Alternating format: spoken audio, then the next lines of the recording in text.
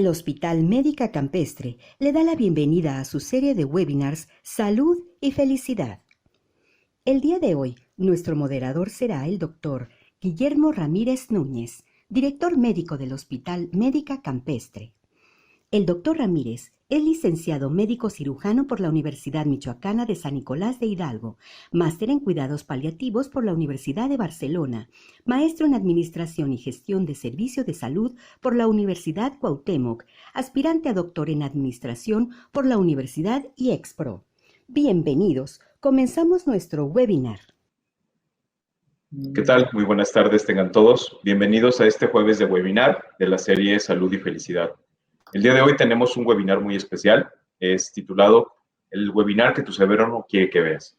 Para eso tenemos aquí la presencia de Marcelo Torres Llamas. Vamos a dar una breve introducción sobre la vida de Marcelo. Marcelo es egresado del ITAM de Ciencias Políticas en la generación del 2008. Actualmente es gerente de desarrollo de negocios en Laboratoria para México, organización que existe para impulsar una economía digital para que sea más diversa, inclusiva y competitiva, y sobre todo para que abra oportunidades para todas las empresas por igual. Desde inicios del 2019 y hasta marzo del 2021, fue gerente global de desarrollo de negocios para IB.ai, empresa líder de inteligencia artificial enfocada al procesamiento del lenguaje natural para aplicaciones de comunicación y de negocios. Desde el 2012 hasta el 2018, fue cofundador del diplomado Imagen de Política en el Colegio de Imagen Pública e impartió la clase de Imagen Política en la maestría de Imagen Pública durante 4 años en la misma institución. También fue cofundador de la agencia Marte en 2016, agencia que en 3 años llegó a colocarse dentro de las 100 primeras importantes a nivel nacional, de acuerdo a la revista Marca 2.0. Aquí fue responsable de todo el equipo de estrategia digital, donde trabajó con marcas muy importantes, no solamente de talla nacional, sino internacional.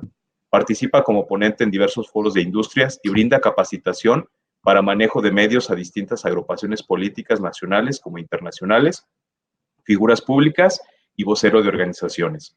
Antes de fundar la agencia, trabajó en distintos ámbitos del servicio público, como Presidencia de la República y gobiernos locales, así como brindando consultoría a marcas y organizaciones de la sociedad civil. Marcelo, qué gusto tenerte nuevamente con nosotros, la segunda vez que estás en este webinar de salud y felicidad. Hace algún tiempo debutaste tú con un tema muy interesante y pues el día de hoy vienes con otro muy interesante también a su vez, el webinar que tu cerebro no quiere que veas. La verdad es que está muy interesante. Te escuchamos, Marcelo, bienvenido. Gracias, doctor. ¿Me escuchan bien? Digo, estoy probando audífonos. ¿Se escucha todo bien? ¿Ya no hay eco? De este lado bien. Buenísimo, ya nos dirán por allá. Ya no me presentes así, querido doctor, porque hasta mole los domingos, oye. Pero bueno, me da mucho gusto estar acá. Me gusta compartir ciertas cosas que voy cachando a lo largo de la trayectoria y tratar de hacerlas interesantes, atractivas. Y digo, si nos están honrando con el privilegio de su tiempo esta tarde de jueves, pues qué mejor que echarle ganas para que se lleven algunas ideas importantes que van a poder aplicar en su vida. Este webinar no es otra cosa que la adaptación a 1 hora de un curso que me ha tocado dar en distintas empresas para ayudar a las personas como a abrir la mente, ¿no? Lo voy a poner así y con buenos resultados. Ha sido muy padre, es un proceso muy transformador y bueno, la invitación es que se concentren, que se queden aquí súper presentes, que vayan haciendo las preguntas, que consideren necesitan una respuesta para al final tratar de atenderlas y en su caso voy a dejar mis datos de contacto hacia el cierre por si por algo quieren seguir la conversación, mandarme una pregunta específica al correo, a las redes sociales, lo puedan hacer, ¿va? Entonces, pues nada, vamos arrancándonos con el webinar que tu cerebro no quiere que veas. Y el título del libro, ahora sí, el título del webinar viene de un título de un libro que se llama El libro que tu cerebro no quiere que leas, que es de un investigador español que se llama David del Rosario. David del Rosario creó este libro hace algunos años con la intención de ayudarnos a conectar la manera como el cerebro procesa información y cómo eso impacta en nuestra vida, cómo nuestro cerebro, que es en muchos sentidos la máquina más compleja de todas las que componen el sistema que es nuestro cuerpo y nuestra persona, como en términos generales tiene una serie de funcionalidades que le hacen muy bueno para escondernos ciertas cosas y luego hace que nos sintamos un poco raros porque actuamos de maneras distintas a como quisiéramos o queremos generar hábitos y esos hábitos no logramos transformarlos o a veces nos sentimos emocionalmente de una manera cuando quisiéramos tener un estado de ánimo distinto y en general el cerebro hace que nosotros seamos un misterio incluso para nosotros y nosotras. Y en ese sentido, la intención de esta hora es platicarles por qué, y vamos a empezar ahora sí que por el mero principio. El principio de todo, desde la perspectiva de la filosofía, es el lenguaje. El lenguaje es la puerta principal por medio de la cual creamos nuestra realidad. ¿Ok? Nuestra realidad, la forma como vivimos la vida, la única manera que tenemos de entenderla y atenderla es a través de las palabras. Es decir, tenemos cierta sensibilidad y definitivamente podemos, por medio del cuerpo, por medio de los apapachos, de los abrazos que ahorita tanta falta nos hacen, podemos relacionarnos con el mundo. Pero en lo general, desde que aprendemos a hablar, desde que aprendemos a leer, son las palabras las que más fácilmente nos permiten entender lo que está pasando alrededor de nosotros. No solo eso, es a través de las palabras, las oraciones y las ideas que podemos transmitir y conectar con otros.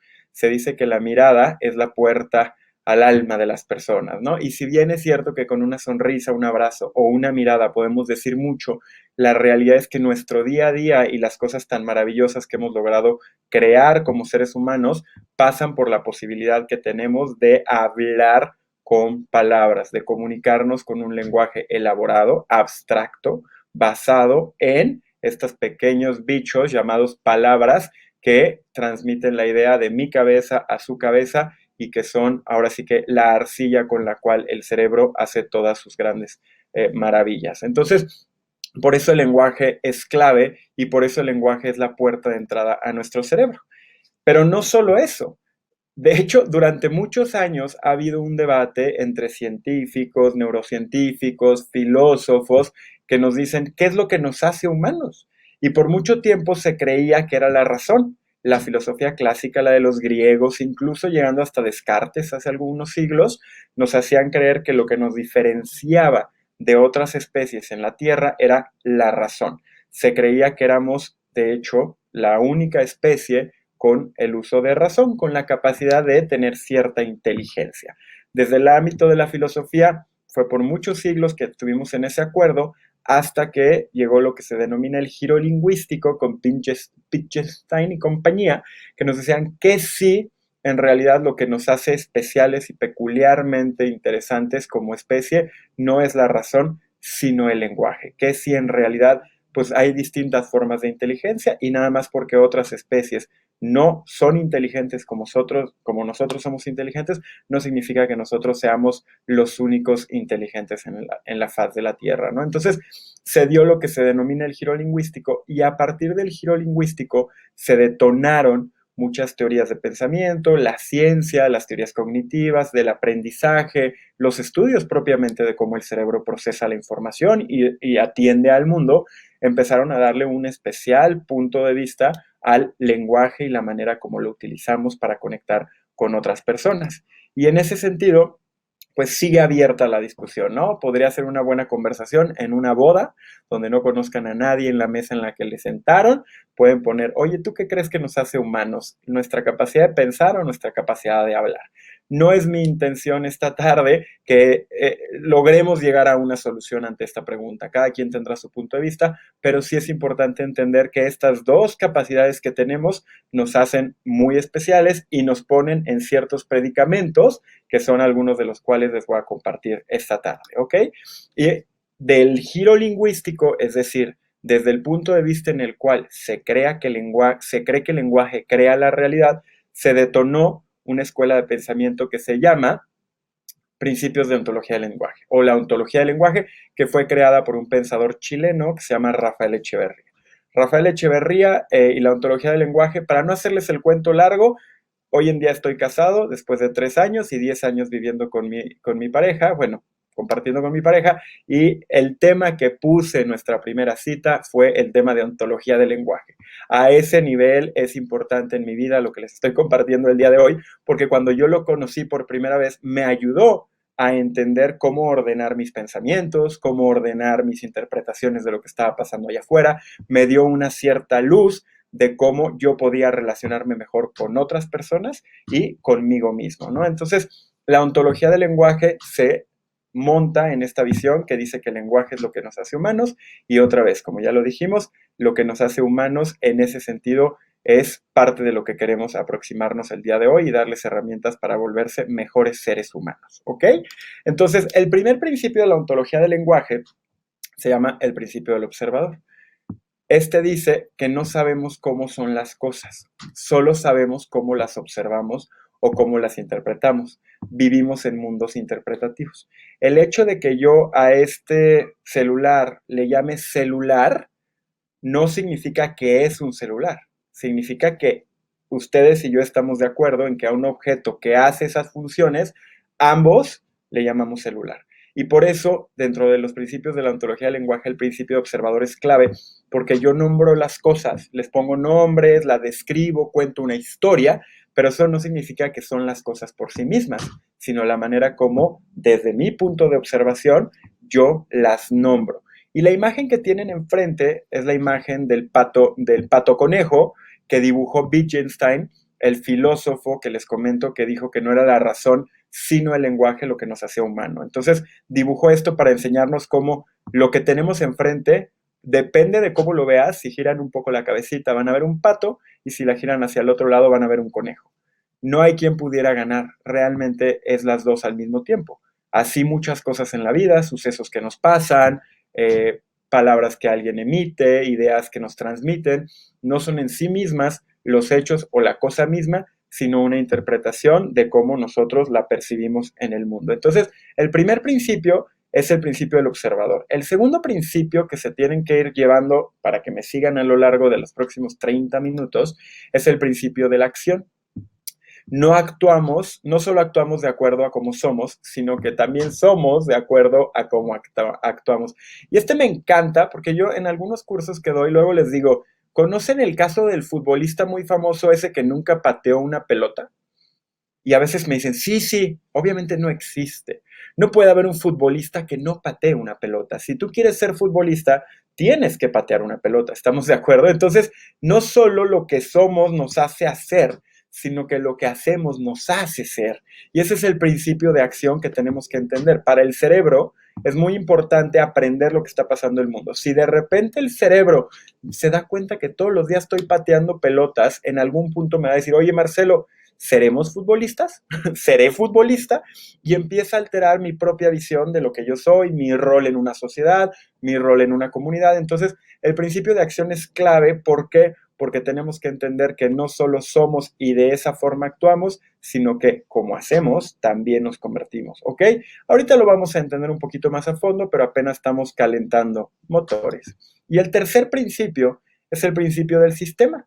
Nosotros, los individuos, actuamos de acuerdo a los sistemas a los que pertenecemos. Por lo general, creemos que todas nuestras decisiones son propias. Pero ¿qué pasa? Muchas veces, muchas de nuestras decisiones están dadas por el espacio que ocupamos en el mundo, a nivel geográfico, a nivel edad dentro de una comunidad, a nivel jerarquía dentro de una organización.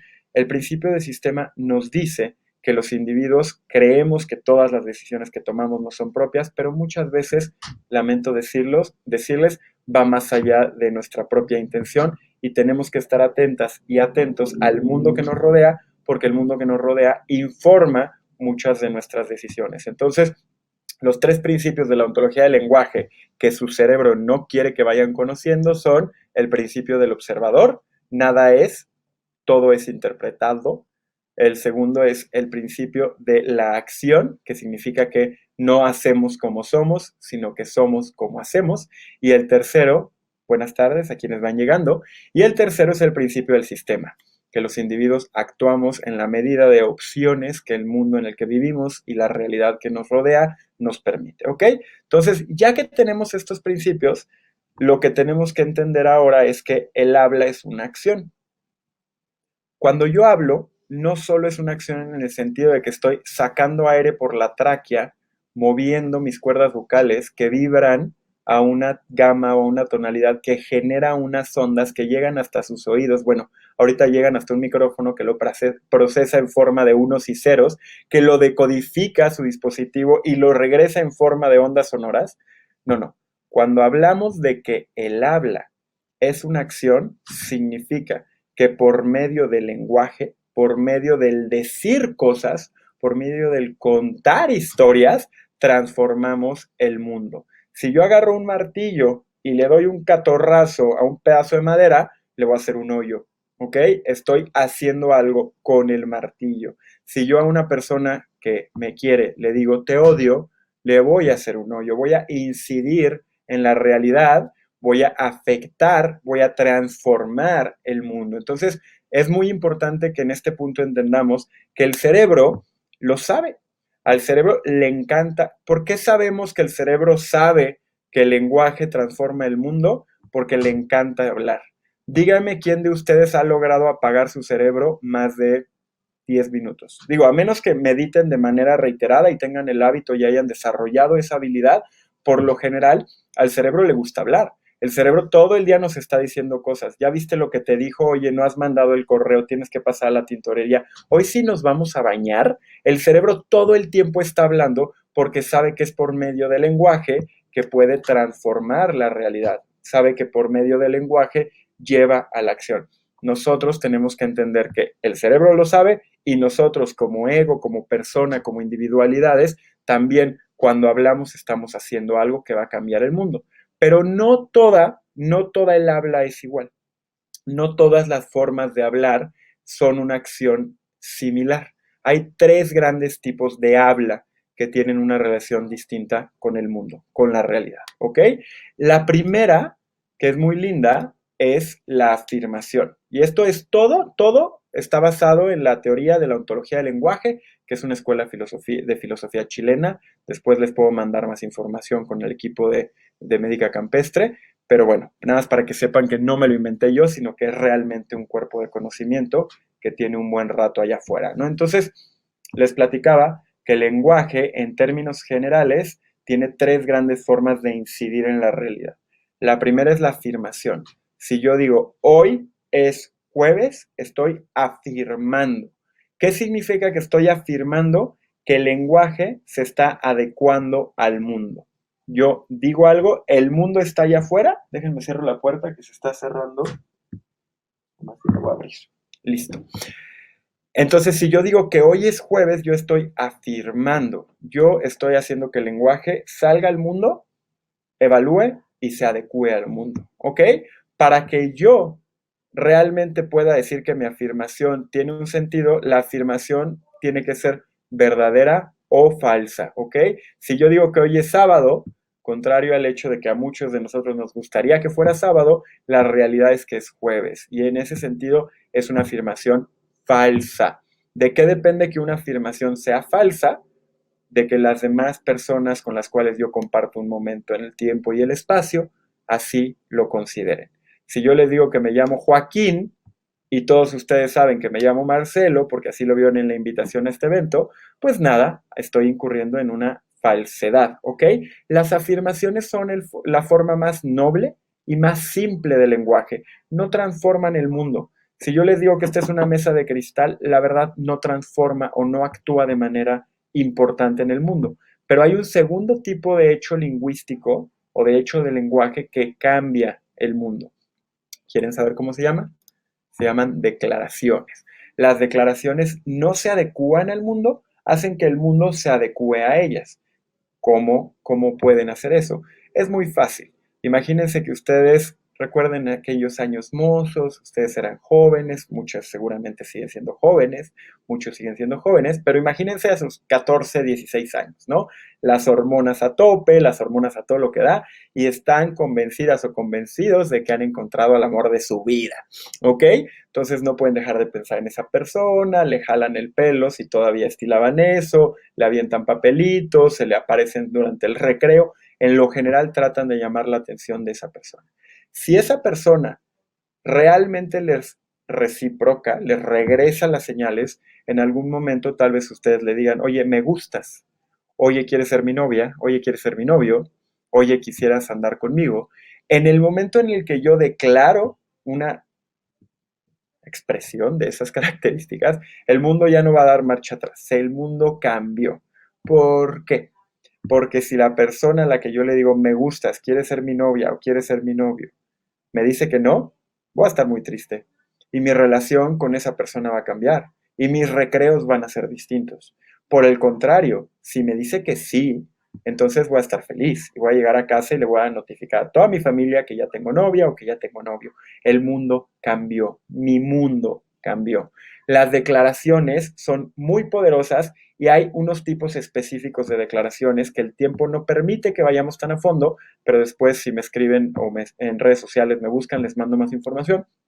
Las declaraciones básicas son sí, no, no sé, lo siento, perdón. Las repito, sí, no, no sé, lo siento, perdón. La primera declaración es sí. Cuando yo declaro sí, yo estoy yendo con lo que el mundo tiene para mí. Oye, ¿quieres ir a cenar? Sí. Es una declaración que permite que yo fluya con lo que está sucediendo. Él no es lo contrario, él no es el momento donde yo reafirmo mi autonomía frente a lo que sucede. Oye, ¿quieres ir a cenar? No, gracias. Ok, entonces yo estoy reafirmando la diferencia. Está pasando algo a partir de mi declaración. Si alguien, imagínense que llega y les dice, oye, ¿quieres ir a cenar? Y no hablas y nada más te le quedas viendo, va a ser muy raro. El mundo no va a cambiar. Pero claro que el mundo cambia en el momento en el que yo declaro sí o no. La tercera y de las que más me gustan a mí, lo que me hace un tipo muy curioso, es no sé. Yo constantemente procuro declararle al mundo, declararme en mi día a día, no sé, porque solo cuando yo declaro que no sé algo, se abre la posibilidad de que yo aprenda nuevas cosas. Entonces, la declaración de ignorancia, que así se llama, es una de las más importantes. Todos conocemos a personas que todo lo saben. Les quieres platicar algo y ya lo saben. Y te cuentan cómo lo sabían desde antes, ¿no? Este típico tipo de personas que todo el tiempo te quieren ganar no se permiten declarar ignorancia y por ende se hace su experiencia del mundo mucho más chiquita, su universo se hace más pequeñito. La siguiente es perdón y lo siento. Cuando yo declaro o pido una disculpa o me disculpo a mí mismo, también el mundo cambia. ¿Cuánta gente no conocemos que nunca se atreve a afirmar un perdón o te pido perdón? Una disculpa, una declaración de perdón altera la realidad y ahora lo van a ver porque el cerebro genera emociones y las emociones están muy vinculadas al lenguaje. Todo lo que les he platicado hasta ahora se conecta en la manera como nuestra vida se experimenta en el día a día. Entonces, nadie de aquí se me vaya. Me encanta de verdad poder ir recorriendo todos estos espacios dentro de cómo la realidad se junta con el lenguaje y nos permite tomar ciertas decisiones a lo que está pasando. Y bueno, hay otras declaraciones como la de gratitud. Cuando yo agradezco, también cambia el mundo, mi relación con el otro, con lo que está pasando. La declaración de gratitud es una de las declaraciones también más poderosas desde la perspectiva de la ontología del lenguaje. Pero llevamos dos. Llevamos la afirmación, que puede ser verdadera o falsa, la declaración, que puede ser congruente o incongruente. Imagínense que me dicen, oye Marcelo, ¿quieres ir a cenar? Y yo digo, sí, vamos. Una declaración de afirmación. Y no me muevo, no me paro de la silla. Estoy siendo incongruente, ¿no? Pues no dijiste que querías ir a cenar. Sí, vamos a cenar. Y me quedo sentado. Pero pues vamos a cenar. Sí, vamos.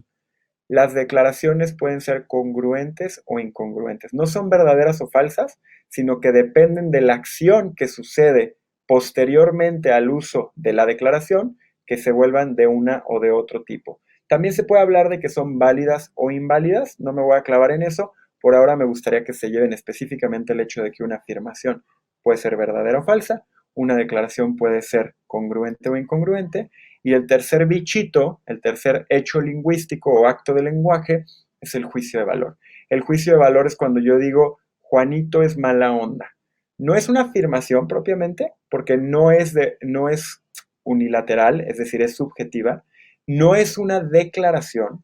¿Por qué? Porque yo no estoy declarando algo hacia afuera, sino que estoy emitiendo un juicio sobre alguien o algo. En el momento que yo emito un juicio, el juicio se puede considerar fundado o infundado. Entonces, en el taller que doy normalmente, les pido, cada sesión nos vamos a fondo en alguna de estas tres y les pido que vayan a su vida diaria y regresen como, ahora sí que como en las pistas de Blue, como Indiana Jones, cazando a lo largo de su día el tipo de afirmaciones, el tipo de declaraciones y el tipo de juicios de valor que emitimos a lo largo de la jornada. La realidad es que la mayoría de las personas usamos las tres y no es que una sea buena y otra sea mala. Cada una tiene una función específica en la realidad, en el mundo, en la manera como usamos el lenguaje. Pregunta, dice por ahí José Jorge que hay algunas fallas. ¿Me escuchan bien? ¿El resto me escuchan bien? Porque luego sé que depende de la transmisión de cada una o de cada uno. Si los demás me están escuchando, echen por ahí señales de humo, un mensajito en el chat, ¿ok? Entonces, tenemos estas tres grandes hechos lingüísticos o actos de lenguaje: la afirmación, la declaración y el juicio de valor. Todo esto van a ver cómo se conecta y se conecta muy lindo. ¿Por qué? Porque el lenguaje, imagínense que están en una isla y se ponen a hablar. Pues a menos que sean Tom Hanks en la película de Náufrago, donde se pone a hablar con la pelotita, ¿se acuerdan de esa película? Por lo general, todo fenómeno social es siempre un fenómeno lingüístico. Vivimos en sociedad y para colaborar de una sociedad usamos el lenguaje. Entonces, ¿qué creen? Les acabo de decir tres formas de usar el lenguaje que impactan en nuestra manera de relacionarnos. Alguien que usa puro juicio de valor, pues es una persona juzgona. Alguien que todo el día está declarando, se compromete a mucho.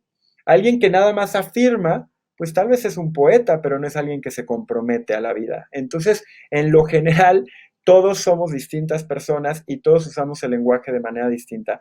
Pero entre más nos apropiamos de los hechos lingüísticos, más ordenada se vuelve nuestra experiencia de la vida. Y entonces, si yo constantemente durante mi día afirmo cosas, pues estoy permitiendo que el mundo suceda y yo nada más estoy participando de él. Si yo durante el día declaro cosas, estoy queriendo transformar el mundo, me estoy queriendo apropiar de él y eso está muy bien si yo soy líder de empresas, si soy cabeza de familia, si quiero hacer grandes cosas, pero a veces es cansado, a veces se vale solo contemplar y afirmar sobre la belleza del universo. Y por último, el juicio de valor. El juicio de valor lo aprendemos en casa, lo aprendemos en la escuela. Los juicios de valor son bien retadores porque en el día a día nos enseñan a emitir juicios, nos enseñan a expresarnos sobre lo que la otra persona tiene o no tiene, sobre su carácter, sobre sus valores. Entonces, por lo general, yo la recomendación que doy es que procuremos minimizar el uso de los juicios de valor. En los ejercicios que he hecho en los cursos, normalmente la gente regresa y anota y por lo general se distribuye a tercios. 30% afirman, 30% declaran, 30% emiten juicio en su día a día. Ustedes y yo. Pero mi recomendación normalmente es, mira, un 40% de afirmar para dejar que el universo, que la vida, que la realidad llegue a ti. Un 40% de declarar, de tratar de hacer que el mundo cambie, hacer un mejor mundo, construir un mejor espacio para ti y para otros, y un 20% de juicios de valor. Si logramos un equilibrio 40-40-20, la verdad, y se los digo por propia experiencia, la vida se vuelve un poquito más llevable, un poquito más tranquila y mucho más interesante, ¿ok? Entonces, pues nada, si estamos diciendo que todo es un hecho lingüístico, un fenómeno lingüístico, hay que entender por qué todo es un fenómeno lingüístico. Y resulta que el lenguaje y las historias y los hechos lingüísticos son la mejor forma que se nos han ocurrido de hacer que nuestro mensaje llegue a otro. El lenguaje y las palabras son mejores que, por ejemplo, las palomas mensajeras o las percusiones. La primera forma de lenguaje entre nuestros antepasados eran las percusiones, pero una forma relativamente mala de hacer llegar la información de un lado al otro. Conforme fuimos evolucionando, fuimos refinando nuestra capacidad de controlar las cuerdas vocales y transmitir ideas cada vez más elaboradas, más complejas, más bellas. Entonces, por eso decimos que el lenguaje es la mejor forma de hacer llegar el mensaje. Es la mejor forma de ser escuchados. Si al que no habla Dios no lo oye, dice el dicho, ¿no? Entonces, pues hay que aprender a usar el lenguaje para poder permitirle a la otra persona que nos ayuden, que nos escuchen. Y por último, el lenguaje es una de las mejores formas de persuadir a otros. Yo les estoy tratando de persuadir esta tarde. Quiero que ustedes abran su mente y digan, wow, nunca me había puesto a pensar sobre el lenguaje en mi vida. Yo quiero que ustedes se den cuenta de cómo el lenguaje es una herramienta potente y cómo su cerebro siempre lo supo, pero como a su cerebro les encanta estarles hablando, por eso no les deja que tomen el control del lenguaje, porque entonces empezarían a controlar o a atender de manera distinta a la realidad, ¿no? Entonces es bien importante que entendamos que por medio del lenguaje podemos lograr estas tres cosas, aparte de tener una vida un poquito más cómoda y un poquito más plena. Transmitir ideas a otros, ser escuchados y persuadir a los demás para juntos construir ideas, construir proyectos, ¿ok?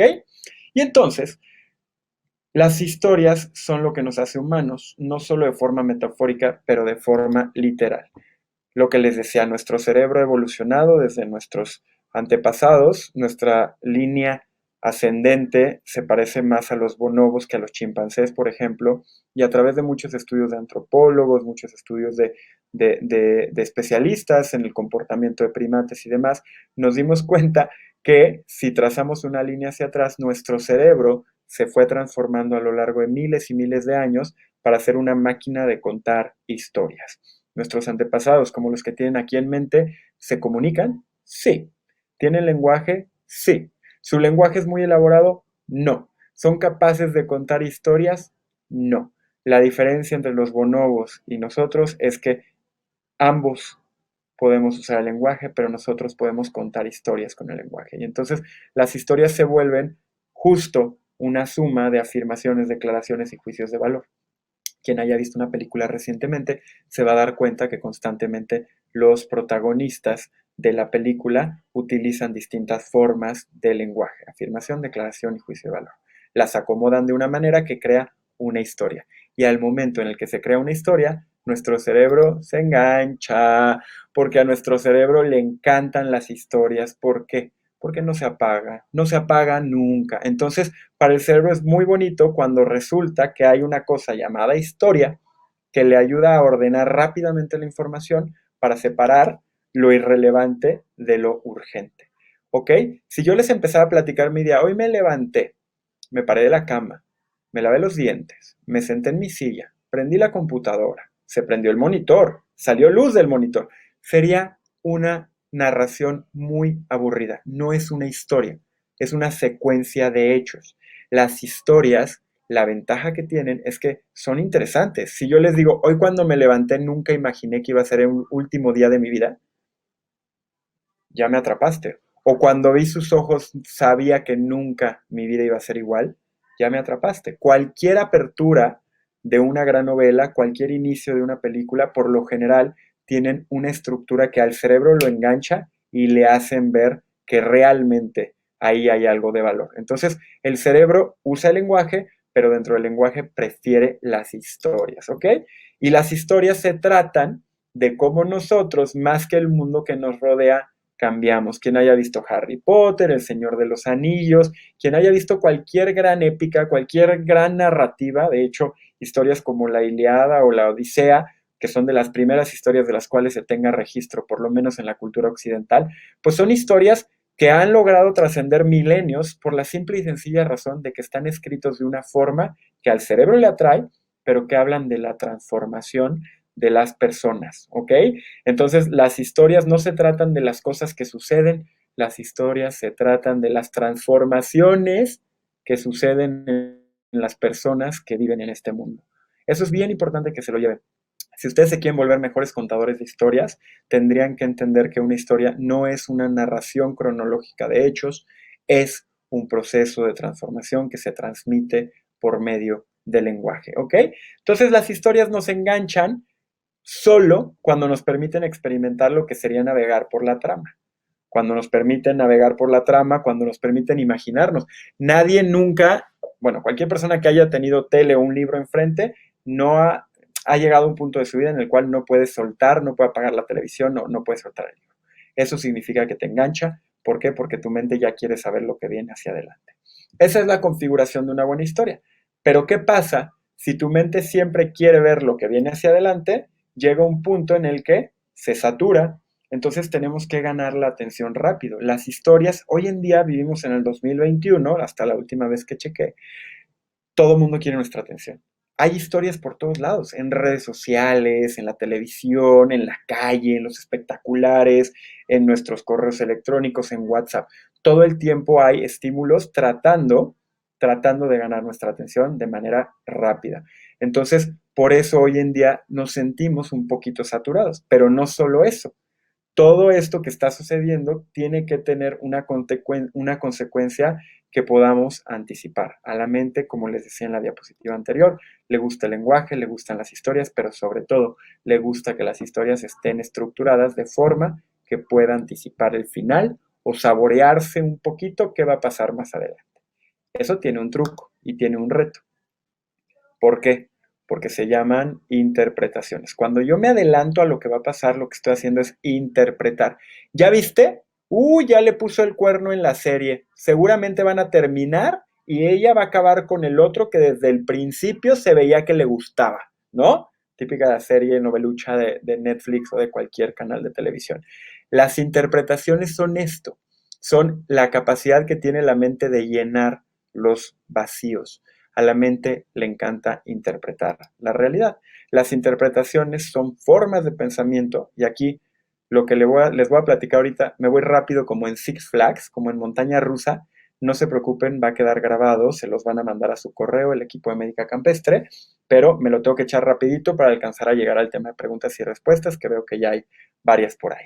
Entonces, les estoy diciendo que las interpretaciones son las ganas que tiene la mente de adelantarse a lo que va a pasar en una historia, ¿ok? Y al mismo tiempo les estoy compartiendo que las interpretaciones son una forma de pensamiento. Pero los pensamientos que nunca nos ponemos a pensar sobre lo que es un pensamiento son una propuesta cerebral para vivir una situación de vida. Esta es la diapositiva más importante de todo lo que les he compartido esta tarde, ¿ok? Si quieren tomarle fotos, subirla a sus redes, lo que ustedes consideren, esta es la idea más importante del webinar que su cerebro no quiere que vean.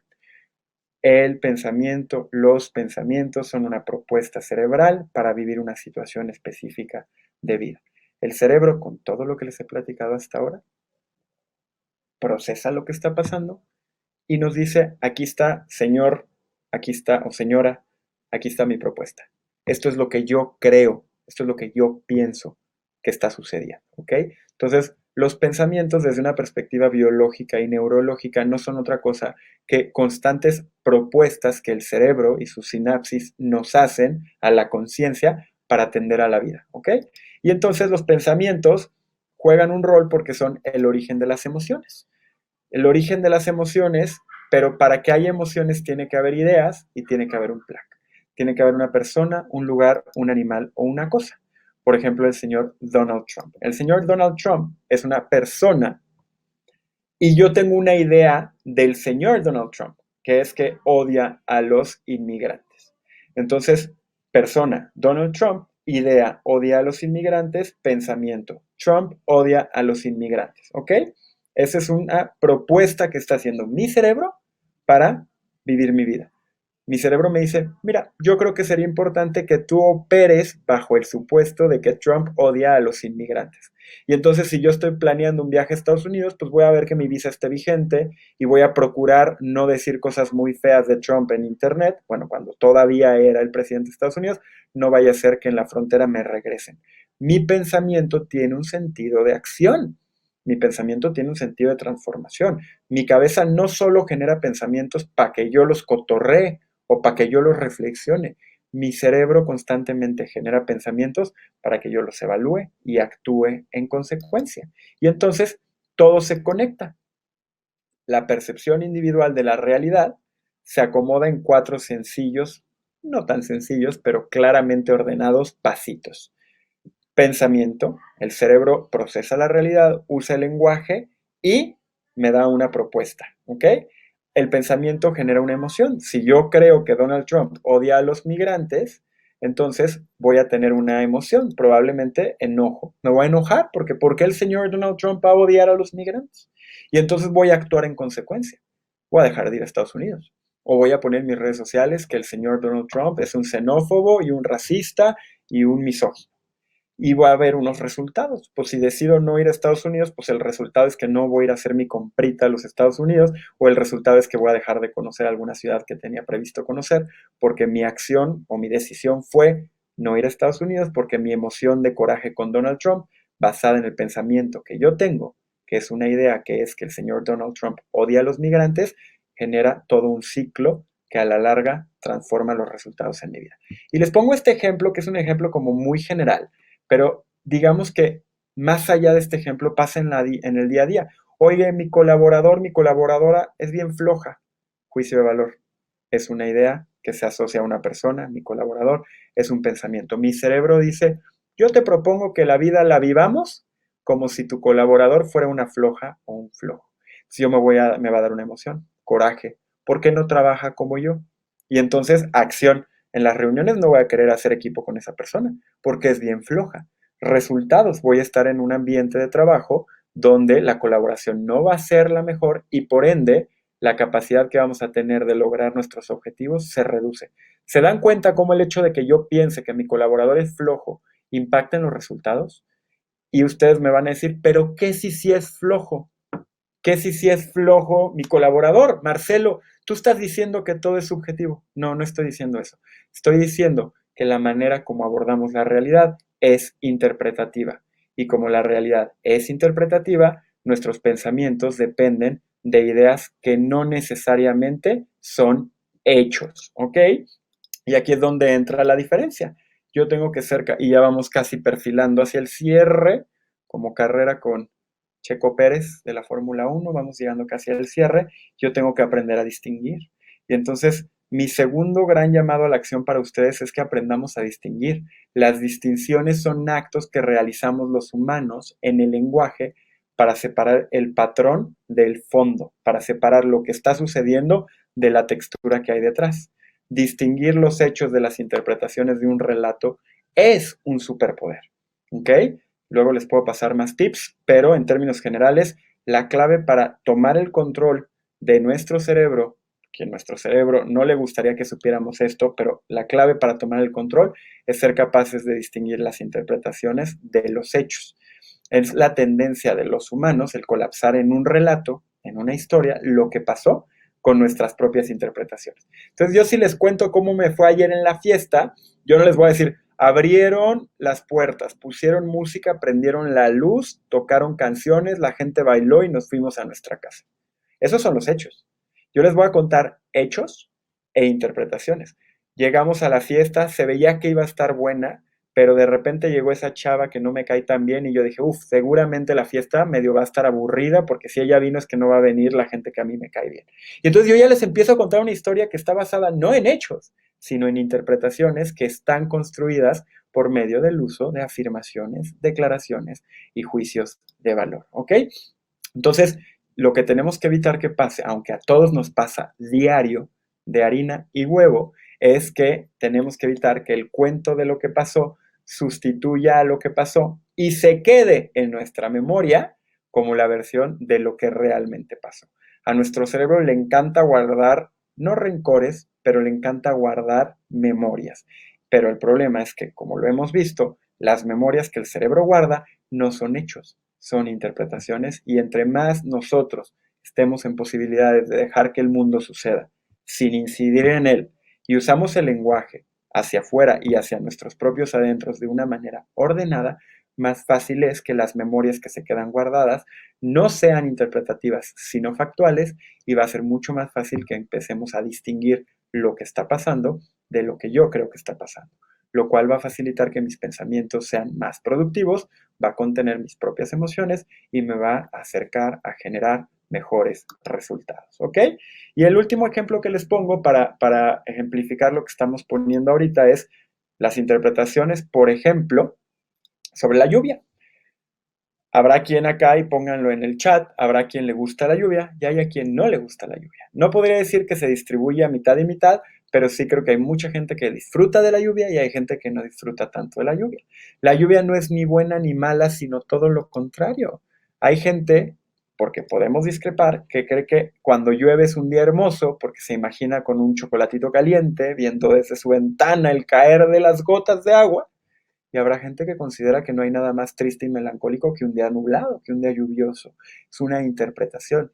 El hecho es uno. Cae agua de arriba, abajo, no al revés. El agua no sale de abajo hacia arriba, sino que cae de arriba hacia abajo. Ese es el hecho. Cuando se condensan las nubes, se junta suficiente agua y empieza a caer hacia la tierra. Ese es el hecho. La interpretación es muy propia de nuestros propios pensamientos, de nuestras propias narrativas, de nuestro propio lenguaje, de nuestro propio pasado, ¿ok?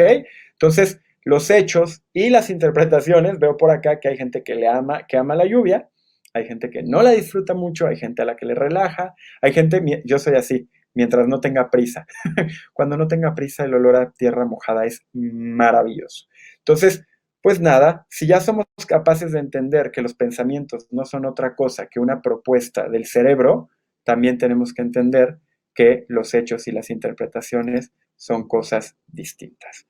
Seamos entonces, en términos cabales, la mejor expresión de ser humano, que es un ser capaz de comunicar de manera clara, abstracta, afectiva y asertiva. Los elefantes se comunican no solo por medio del sonido que hacen con sus trompas, los elefantes se comunican por medio de la vibración en la tierra. Las ballenas se comunican no con palabras, sino con ecos que rebotan hasta 150 kilómetros por debajo de la superficie del mar. Estos son animales que pueden comunicarse, pero ninguno de estos dos majestuosos animales se pueden comunicar también como nosotros. Y créanme, a cada rato usamos el lenguaje para andar nada más complicándonos la vida, usamos el lenguaje de formas que no nos ayudan a tomar el control de nuestros resultados, de nuestras acciones y de nuestros pensamientos. Entonces, por eso el cerebro no quiere que lo sepan, porque al cerebro le gusta tener el control. Pero si ustedes reclaman el lenguaje para ustedes y entienden que es una herramienta para ordenar todas sus emociones, sus acciones y sus ideas, se van a dar cuenta que la vida puede llevarse de una manera bastante más tranquila. No lo digo yo, lo dice la filosofía, lo dicen varias formas de aproximarse a este fenómeno, como lo es la ontología del lenguaje, como es algunas religiones orientales, algunas partes de las religiones occidentales, algunas partes de la neurociencia, algunos hallazgos de la neuroplasticidad y en general muchas formas como hemos logrado conocernos como seres humanos en este año 2021. Eso es todo por mi parte. Esa es la diapositiva que dice gracias. Ahí está mi correo, ahí está mi Instagram y ahí está mi Twitter. Doctor, hablé de más, perdón, me callo ya. No te preocupes, Marcelo. Muchísimas gracias. Te agradezco mucho tu tiempo y bueno, vamos a entrar al módulo de preguntas y respuestas, si me lo permites. Claro, venga. Mira, nos pregunta José Luis, ¿es cierto que la percepción define la perspectiva? Es una gran pregunta. Yo te diría, me iría a al segundo principio de la ontología del lenguaje, que es el principio de acción, ¿no? El principio de acción que establece que no hacemos como somos, sino que también somos como hacemos. Yo te diría, la respuesta es capciosa. La percepción y la perspectiva, la manera como vemos las cosas, impacta en la forma como procesamos las cosas, pero la forma como procesamos las cosas impacta en la forma como percibimos las cosas. Muchas gracias, Marcelo. Nos pregunta María, ¿es necesario aprender a controlar nuestros pensamientos? Es una buena pregunta. No puedes controlar tus pensamientos porque los pensamientos son propuestas que hace el cerebro para vivir experiencias de vida. Controlar tus pensamientos sería apagar el cerebro. Lo que puedes hacer es entender cómo funciona la construcción de pensamientos a partir del lenguaje y empezar a entender un poquito mejor por qué sucede y desde esa perspectiva transformar tu relación con la realidad. Básicamente, controlar los pensamientos es inviable. Podemos reflexionar sobre nuestros pensamientos por medio del lenguaje, es decir, ¿qué estoy diciendo? ¿Por qué estoy diciendo lo que estoy diciendo? ¿Qué me llevó a decir lo que estoy diciendo? Y puede ser un diálogo interno, no necesariamente con un tercero. Si hacemos un análisis así va a ser mucho más fácil. Gracias, Marcelo. Nos pregunta Oscar, ¿qué tan cierta es la declaración de que León cree que todos son de su condición? Es muy cierta. Al final del día, al cerebro le gusta tener razón. Levante la mano quien cree que no tiene la razón casi nunca. Levanta la mano quien hoy se levantó y dijo, ojalá hoy me equivoque un chorro.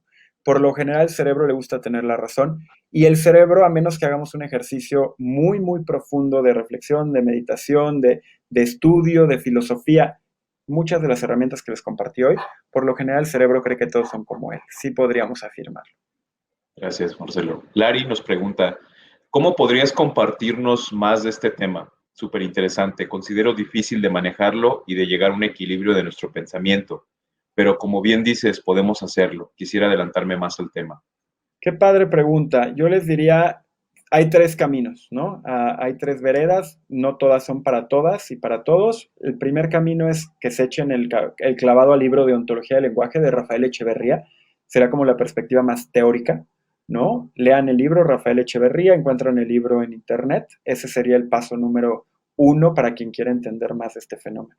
El paso número 2 sería vean más cine y vean el cine con ojos de amor, de ira, de furia, de curiosidad. Vean el cine y vean las historias del cine, no solo como espectadores, sino con un ojo un poquito más crítico. ¿Por qué hicieron lo que hicieron? ¿Qué les dolía? La mejor manera de transformar nuestra vida es también a partir de las historias, porque nos permite experimentar sin sufrir las consecuencias sobre las malas decisiones de otros protagonistas o de otras personas.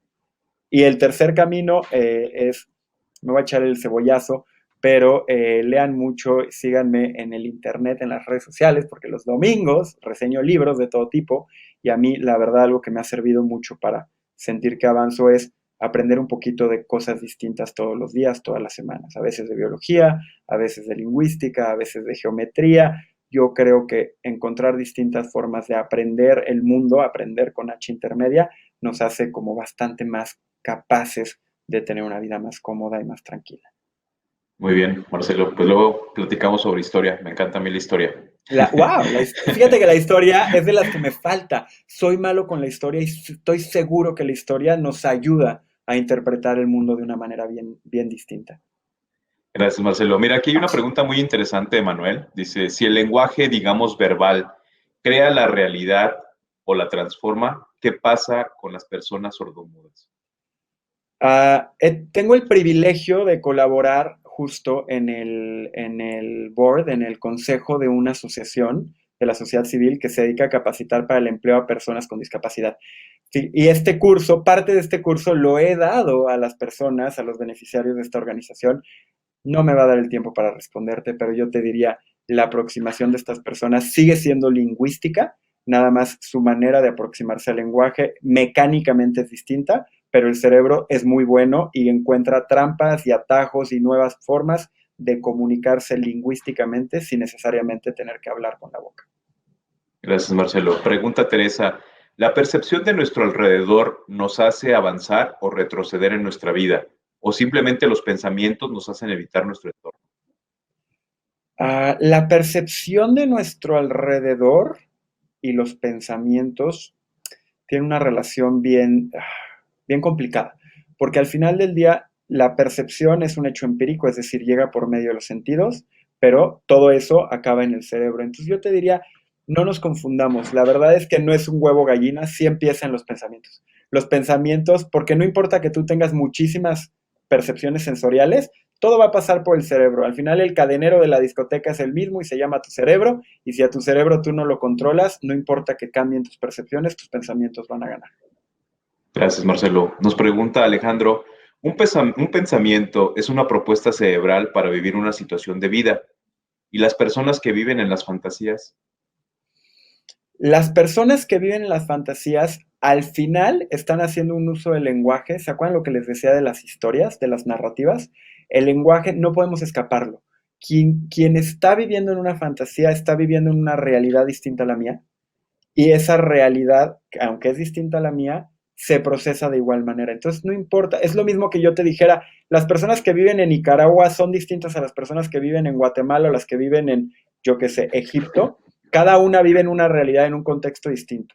No significa que tengamos que vivir en la fantasía, solo significa que incluso viviendo en mundos de fantasía, nuestro cerebro va a hacer lo mismo. Nos va a hacer propuestas cerebrales para vivir una cierta situación de vida. Gracias. Nos pregunta Elvia, buenas tardes. La base de los conflictos radica en el uso inadecuado del lenguaje, verbal, corporal y gestual. ¿Se aprende en familia? Gracias. Preguntón. Sí. Sí, la base de los conflictos sí radica en el lenguaje, porque los conflictos no son otra cosa que interpretaciones que están contrapuestas la mayoría de las veces.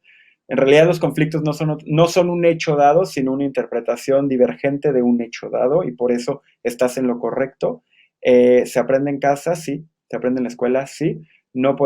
Todavía no hemos aprendido la manera de conectarnos a la Matrix y aprender de manera directa de Internet. Se aprende en el día a día, pero, y no quiero dejar de decirlo, se puede modificar. La razón por la que Médica Campestre me invitó a platicar hoy con ustedes es porque no importa lo que aprendieron en la infancia, el cerebro tiene plasticidad, se puede reconfigurar y es capaz de ayudarles a generar nuevos pensamientos que son otras propuestas para vivir ciertas situaciones de vida. Muy bien, Marcelo. Y bueno, pues nos vamos por la última. ¿Cuál es la mejor manera de atrapar la atención de un público? Ah, qué buena pregunta. En mi experiencia, como lo habrán vivido, tiene que ver con un tema de ritmo, cadencia y entonación. Yo sí creo que vivimos en un mundo donde la gente está todo el día frente a una computadora, entonces están en un Zoom y hablan todo tranquilo y es todo monótono. ¿Quieres capturar a tu público? Métele energía a lo que estás diciendo, cree en lo que estás diciendo y trata de ordenarlo de una forma que sea atractiva, que tenga un arco narrativo, que tenga un inicio, un desenlace, que tenga un clímax. Digo, no sé, nos trasciende, pero yo te diría dos cosas: cuida la forma como lo dices, por lo menos tu entonación, tu ritmo y tu volumen, y estructúralo de forma que sea interesante. Bueno, Marcelo, pues muchísimas gracias. La verdad es que es un gusto siempre estar contigo. Temas muy interesantes. El día de hoy, pues tenemos muchísimas preguntas, ya te las haremos llegar. La gente que quiere saber un poquito más al respecto, ¿nos puedes dar tus datos generales donde te podemos seguir? Claro que sí, me encantaría verlos por allá. Mi Instagram es soy Torres Llamas, como mis apellidos, soy Torres Llamas. Ahí hago reseñas de libros. Mi Twitter es Torres Llamas-bajo. Mi correo es marcelo torresllamas.com. Ahí me encuentran y pues nada, ojalá si les puedo servir de algo, mándenme preguntas y con mucho gusto trataré de responderlas. Y si no sé la respuesta, les daré algún libro que a lo mejor las contenga. Muchas gracias, Marcelo. Bueno, pues a nombre del Hospital Médica Campestre, te otorgamos el presente reconocimiento por tu valiosa participación en el webinar del día de hoy, el webinar que tu cerebro no quiere que veas. Te agradezco muchísimo tu tiempo, te agradezco tu presentación y pues sobre todo por compartir tus conocimientos con todos nosotros.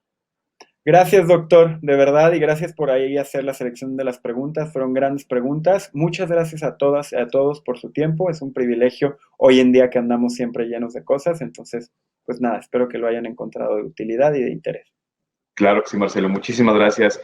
Y gracias también a todos ustedes por estar el día de hoy aquí en la serie de Salud y Felicidad que presenta el Hospital Médica Campestre. Les recuerdo que en el apartado de folletos que se encuentra en el chat pueden descargar la presentación que Marcelo amablemente nos presentó el día de hoy para que puedan darle un repaso. Al final viene los datos generales de dónde pueden seguir en sus redes sociales a Marcelo. Y pues bueno, también recordarles que tienen la revista Salud y Felicidad. Vamos en el número 47, donde podrán encontrar así como otros temas que hemos tocado a lo largo de los webinars en lo que va del año. Entonces, pues Marcelo, muchísimas gracias. Gracias a todos ustedes por estar el día de hoy aquí y nos vemos próximamente en la serie de webinars. Feliz puente para todos. Gracias, doctor. Feliz Cuídense puente. mucho. Gracias. Hasta luego. Chao. Gracias, Pablo. Nos vemos. Bye, Pablo.